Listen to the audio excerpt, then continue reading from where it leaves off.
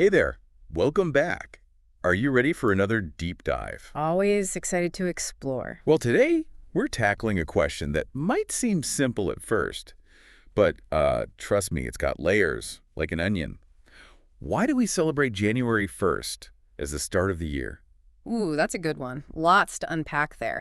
It wasn't always January 1st for everyone. Different cultures, different calendars, different starting points. Right, so where did other people begin their year? Well, imagine you're in ancient Egypt. No fancy fireworks or countdowns there. Their New Year started with, get this, the flooding of the Nile River. Whoa, why the Nile flood? It makes sense when you think about it. Egypt depended on the Nile for, well, everything. Crops, water, you name it.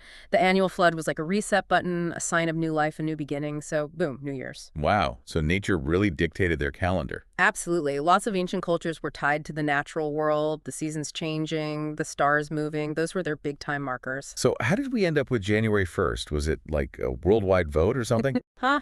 Not quite. Though a vote would have been interesting.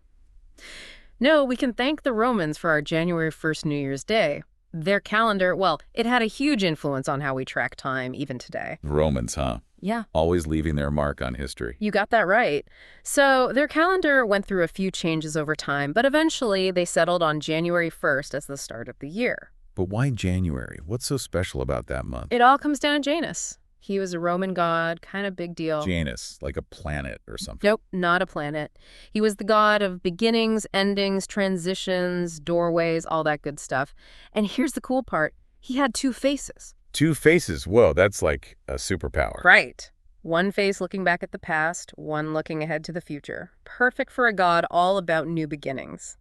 January, named after Janus, was a fitting time to reflect on the old year and step into the new one, like walking through a doorway into fresh possibilities. Whoa, that makes January 1st even more meaningful now.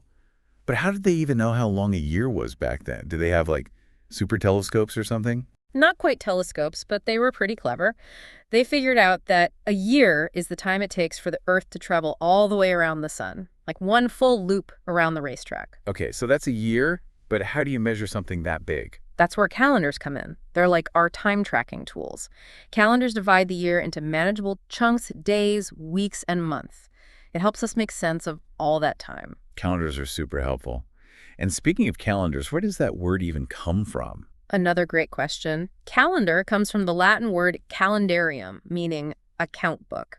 Romans kept track of important dates and even money stuff in their calendars. It's like a to-do list, a history book, and a wallet all in one. Wow, the Romans were organized. I was reading a story about New Year's Eve, and there was this group of kids all excited for the countdown, and they were staying up late eating special treats. It reminded me of how we still get excited about new beginnings, no matter what age we are. It's true. Whether it's a birthday, a new school year, or even just starting a new week, we love that feeling of a fresh start, a chance to do things differently. It's kind of like Janus with his two faces, looking back at what was and looking forward to what could be. This deep dive has been so cool. We've gone from Egyptian floods to Roman gods, and it all connects back to January 1st. Exactly. And here's a little something to ponder. If you could create your own calendar, how would you mark the beginning of a year? Maybe based on your own adventures and discoveries. That's a great question. So much to think about. Well, that wraps up our deep dive into the mysteries of January 1st.